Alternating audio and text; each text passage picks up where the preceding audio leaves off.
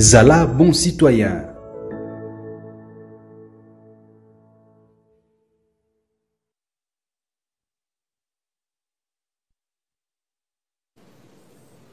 Today, in the beautiful setting of the China International Exhibition Center, that the Council for the Promoting of International Trade, offers us to express ourselves a word like first to all thanks the Chinese president and the Congolese president, the Felix Antoine Tshisekedi Chilombo, my president, for the determination to consolidate the pragmatic cooperation with Africa in general and with the DRC Congo in particular. This wish for bilateral relations toward a win-win strategic global partnership. The presence of the National Chamber of Commerce of DR Congo at this major event in Beijing is a part of this order of the two heads of state.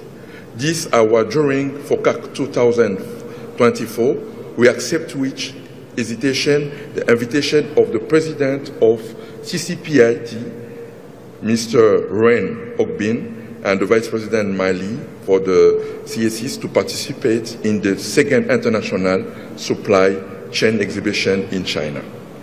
The National Chamber of Commerce of DSA focus on two great sectors in our country and in Africa, the green agriculture and the green energy, which at 80 million arable land and 100,000 megawatts of energy potential, the DR Congo, the DRC rank is a world leader. The intersectoral document, Green for the Green Agriculture, or our government, represents a reference and the orientation instrument for the agricultural sector. The overall objective of this new agriculture policy, driven by our President of Felix Antoine Tshisekedi, is to contribute to the growth of the national economy and the sensibly ensure the sovereignty and the food and nutritional security of the population.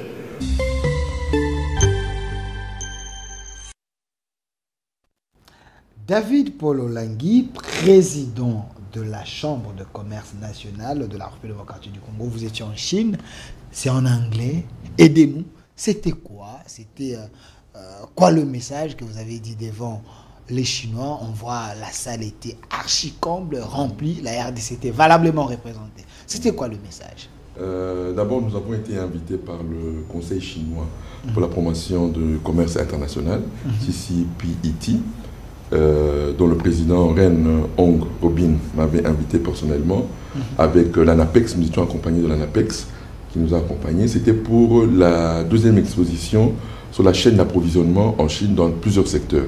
Dans les secteurs, il y avait l'agriculture propre, dans l'agriculture verte, l'énergie propre, le véhicule intelligent, l'industrie. Donc c'était les thèmes lors de cette exposition. Et nous, en tant que Chambre de commerce nationale de la République démocratique du Congo, nous avions ciblé deux thèmes, l'agriculture verte et l'énergie propre. Et nous avons amené des produits de l'agriculture verte de la RDC, notamment le piment, la moringa, le manioc, qui a été très bien présenté. Je crois qu'il y a le stand. Monsieur Massounda, donnez-nous le stand, là où il y avait nos produits. Nos produits, voilà, là où il y avait nos produits.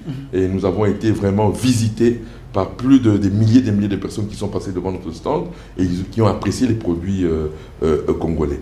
Alors, c'était une manière de dire ceci. Et lors maintenant du thème sur l'agriculture verte, j'ai été orateur. On a demandé à cette qu'on ait l'avis de la RDC sur cette agriculture verte que nous espérons, cette agriculture mature qui est là pour respecter l'environnement, respecter l'environnement. Et c'est cette agriculture que nous voulons promouvoir. Et la RDC a tous les potentiels pour réussir cette agriculture. Donc, c'était ça le point de vue de la RDC qu'on voulait à cette deuxième exposition. Alors, pour revenir à ce que vous aviez dit tout à l'heure, nous croyons la Chambre de commerce. Effectivement, que le président a raison. Le gouvernement n'a jamais été là pour créer de la richesse. Non. Ce n'est pas le gouvernement qui crée de la richesse. Non, le gouvernement est censé Non. donner aux jeunes l'emploi. Parce que non, je suis bien non, bon, quand on dit, vous ne donnez pas aux jeunes l'emploi, écoutez, nous avons assez de chômeurs. Non. Partout là où l'État a voulu donner de l'emploi, ça a été un échec économique. Vous dites? Partout là où l'État a voulu donner de l'emploi, ça a été un échec économique. Les gens sont en train de nous Oui, suivre. et je Vous le risquez répète, d'être allez attaqués me dans les montrer- réseaux sociaux. Allez me montrer un pays communiste qui a réussi. Aucun pays. Parce que c'est le plus. Chers internautes, laissez vos messages sur les liens YouTube au centre TV. Je répète, allez me Voilà. montrer un pays communiste qui a créé de la richesse. Ok. Aucun pays communiste n'a créé de la richesse. Lorsque nous sommes dans un système où l'État veut tout faire, ça n'a jamais créé de la richesse. Mais je répète, je répète ceci. L'État favorise la création de la richesse par le secteur privé. C'est le secteur privé qui crée de la richesse. Si la Chine a réussi mieux que la Russie, c'est pourquoi? Du point de vue politique, la Chine n'a pas changé. Okay. Le communisme reste le parti étatique en Chine. Mais la Chine a libéralisé son économie. C'est le libéralisme économique qui a rendu la Chine prospère, à la différence de la Russie, qui avait libéralisé et la politique et l'économie, de manière en désordre. Voilà pourquoi la Russie s'est appauvrie par rapport à la Chine. La Chine a gardé le système dirigiste communiste, mais du point de vue économique, elle a libéralisé son économie. Et c'est ça qui a créé de la richesse, que nous avons le dynamisme que nous avons aujourd'hui en Chine. Donc, je reviens à dire ceci. Je répète, il n'y a qu'une seule économie que Dieu a donnée à l'homme. C'est l'agriculture. Lorsqu'il a créé Adam, il a placé à Éden, il lui a dit, tu cultiveras la terre. Voilà l'économie de base que Dieu a donnée à l'homme. Voilà pourquoi aucune nation ne peut prospérer sans l'agriculture comme base de son économie. Aucune? Aucune. Non. Tout. Dans un pays comme la RDC, avec les minerais, avec les richesses que nous avons. Non, mais parce que ce n'est pas dans le plan de Dieu. C'est ça que le monde consomme. Non, mais ce n'est pas ça. On nous tue à cause de ça, et non par rapport à l'agriculture. Voilà pourquoi les mines ne donneront jamais la création de la richesse pour tous les Congolais. Dieu nous a donné 80 millions de sols arables parce que Dieu savait que la RDC, le moteur de l'économie sera l'agriculture. C'est aux Congolais de prendre conscience que les millionnaires, les entrepreneurs qu'on veut, que le Congo aura, c'est dans le secteur de l'agriculture. Les gens ont des carrés miniers, c'est tout le monde qui sera là-bas ou là-bas, ainsi de suite. Il semble que c'est un secteur qui sont en train de donner. Mais c'est ça que je dis, mais comme un pays, selon le plan de Dieu, la première économie qui amène la prospérité dans un pays, c'est l'agriculture. Le Congo ne fera pas exception à ça. Aujourd'hui, vous avez votre manière de voir les choses. Non, ce n'est pas ma manière. 64 ans. S'il vous plaît, nous avons 64 ans de l'indépendance. Vous pensez que certains Congolais n'ont pas conscience que nous avons 80 000 des terres arables ici pour cultiver? Oui, mais d'abord, on nous a empêchés de faire de l'agriculture pour consommer ce qui vient de l'Europe. On nous a empêchés? Mais oui, tout le système a été mis pour tuer l'agriculture locale. C'est des allégations graves. Hein, non, mais c'est la vérité. La vérité qui vous a empêché? Mais écoutez un peu. Aujourd'hui, écoutons-nous très bien. Ok. Le système mondial a voulu que le tiers-monde consomme les produits finis de l'Occident. Si on avait développé notre agriculture, qui allait consommer les poulets qu'on vous envoie tous les jours, la bouffe qu'on nous envoie tous les jours là? Voilà pourquoi sciemment et même inconsciemment, on a tué l'agriculture. Alors que, moi je vous répète, en 1973, la RDC était le premier producteur de plusieurs produits agricoles dans le monde et en Afrique. Et après, on a tué notre agriculture. Ce pays, si vous regardez, avant, quand les Belges partent en 1960, on te montre la carte agricole de la RDC. On était autosuffisant. Mais on a tué cette agriculture pour que nous consommons leurs produits qui viennent de l'autre côté. Non, c'était fait à dessein. Mais c'était ça. Sans ça, le Congo aurait connu une agriculture intense, une agriculture intensive, une agriculture qui allait amener de la création de la richesse, qui allait amener de l'emploi. C'est ça que nous défendons aujourd'hui. Quand vous nous voyez aller dans des forums aujourd'hui, nous disons maintenant oui. Et j'ai dit ça aux Chinois. Vous avez investi plus de 80 milliards dans le domaine des mines et dans le domaine des infrastructures. Mais quel est le Congolais, et le bénéfice du Congolais dans tout cet investissement? Le Congolais n'a rien reçu. Il est temps maintenant de faire de ce qui a fait de vous une puissance. La Chine, qu'est-ce qui a fait de la Chine la puissance? C'est l'agriculture. On connaît tous le riz. C'est le riz qui a fait parler de la Chine. Et la Chine n'oublie jamais son passé, que c'est l'agriculture qui a fait d'elle une grande puissance. Et même nous, dans les années 70 et 80, les Chinois qui étaient au Congo, c'était dans quel secteur? C'était dans le secteur de l'agriculture. Et aujourd'hui, les Chinois qui investissent en RDC, c'est plus dans les mines et dans les infrastructures. Et moi, je suis allé leur dire, j'ai dit non, il est temps maintenant que vous investissiez maintenant dans l'agriculture, parce que le Congo ne connaîtra le développement que par l'agriculture, pas par les mines. Est-ce que la RDC remplit les critères pour être soutenue par les pays sérieux comme la Chine et d'autres pays, parce que nous avons quand même besoin de l'apport des autres? C'est-à-dire qu'aujourd'hui, comme je dis, nous avons la volonté politique à travers le chef de l'État de faire de l'agriculture réellement le facteur de croissance dans notre pays. Les jeunes aujourd'hui que nous voyons là, aujourd'hui, les jeunes. Les jeunes abandonnés par le ils ne sont pouvoir. pas abandonnés. Ils ne sont pas abandonnés par le pouvoir. Ils sont ici dans les rues en train de faire des cabines, en train de faire des petits boulots.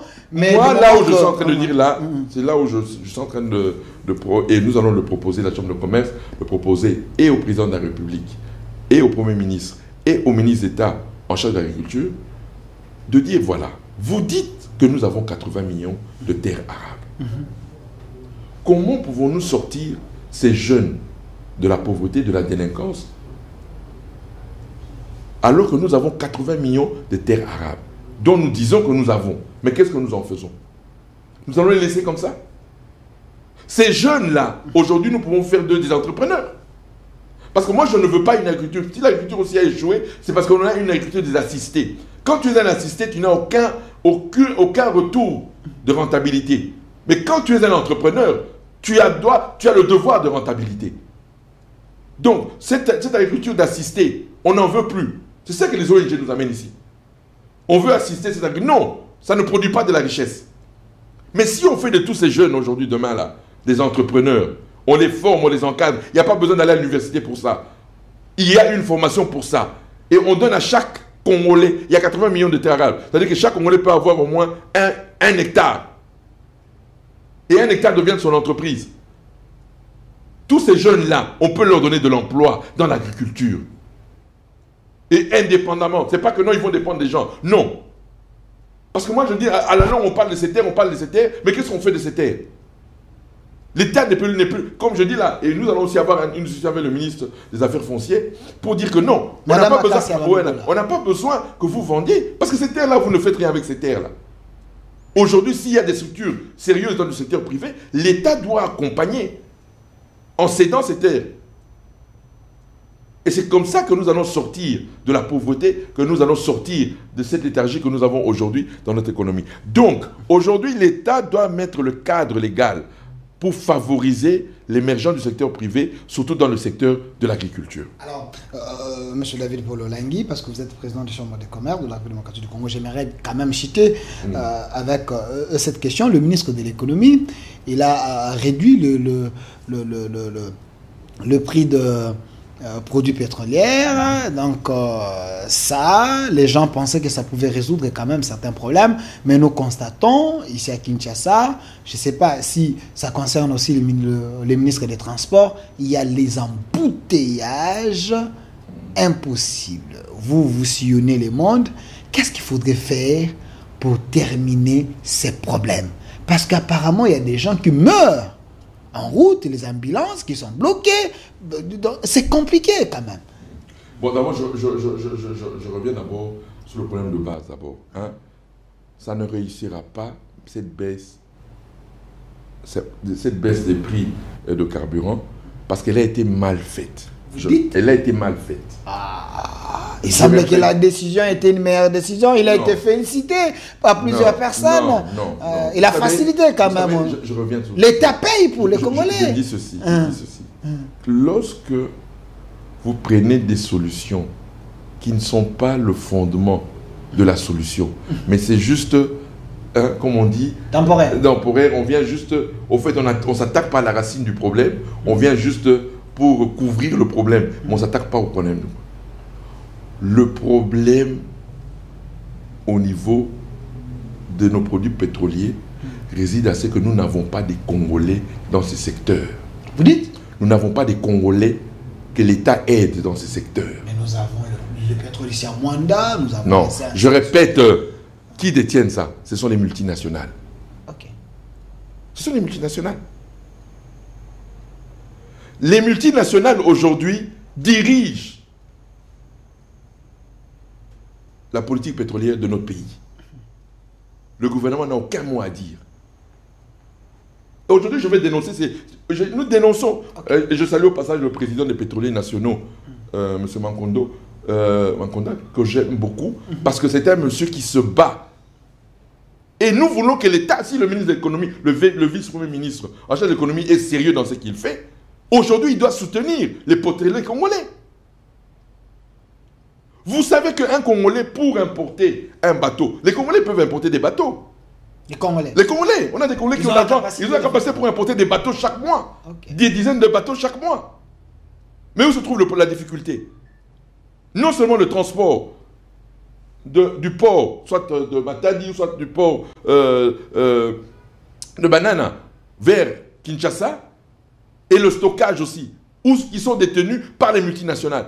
Congo CEP, que nous disons Congo CEP, soit disons que ça appartient à l'État congolais à 36%. Mais l'État congolais... CEP Congo. Oui, CEP Congo, oui. Mais l'État congolais n'a aucun mot à dire à CEP Congo. Aucun mot. C'est Total, c'est Engen qui dirige CEP Congo. C'est des révélations quand même terribles. Non, je le dis aujourd'hui parce que maintenant nous ne pouvons plus accepter de tolérer ça. Quand je vois dans les stations aujourd'hui, Total fermer ses stations, sciemment.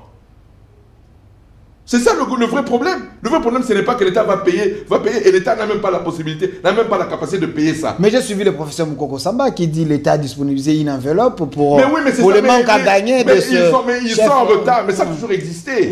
Depuis mon bout, on a toujours payé le manque à gagner. Ça a toujours existé.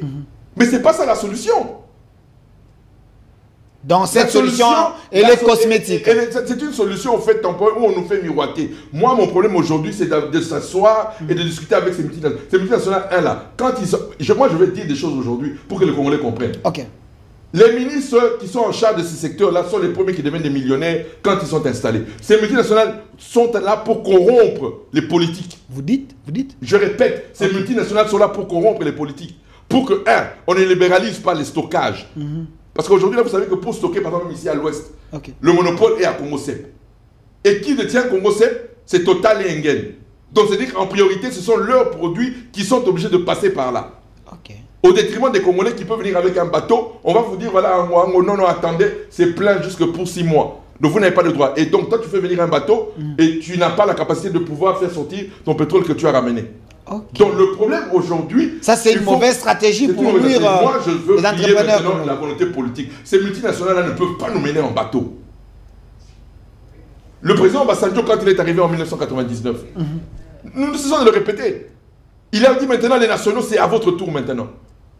Qui est fort dans tel secteur? Tel. On leur a amené tout ce qui était... Il y a des Congolais qui sont forts dans le secteur pétrolier, mais qui triment. Mais c'est le souhait du chef de l'État quand il dit qu'il veut faire des Congolais les millionnaires. Oui, mais maintenant, c'est ce que je dis, mais il faut aller jusqu'à là-bas, il faut aller jusqu'au fond. C'est que maintenant, lui, il faut confronter ces multinationales. Moi, je veux qu'aujourd'hui, on avait essayé, aujourd'hui, là, à l'époque, le président Kabila avait autorisé que M. Ledia ait son propre port et son propre zone de stockage. Donc, aujourd'hui, il est temps maintenant qu'on libéralise ce secteur-là. Ces multinationales ne peuvent pas avoir le monopole chez nous. Non. Ils ont le monopole du stock, des dépôts de stockage. Ils ont le monopole du pipeline. Ce sont ces gens. Alors que le Congo, l'État congolais a 36%. Mais si l'État congolais n'a pas d'argent pour faire venir les personnes, mais quelle aide alors les nationaux? Et on tue les deux grandes compagnies congolaises, Kobil et la Sinodrog, qui n'ont pas d'argent pour pouvoir importer, parce qu'eux-mêmes n'importent pas. Ils n'importent pas de carburant. Ils n'ont pas les moyens pour ça. Mais il y a des Congolais qui ont les moyens pour ça. Qu'on les soutienne, qu'on les aide. Merci. Merci, Président David Paul Olangi. Je vous donne 10 secondes. Qu'avez-vous envie de dire que vous n'avez pas dit? C'est votre mot de la fin. On retient quoi?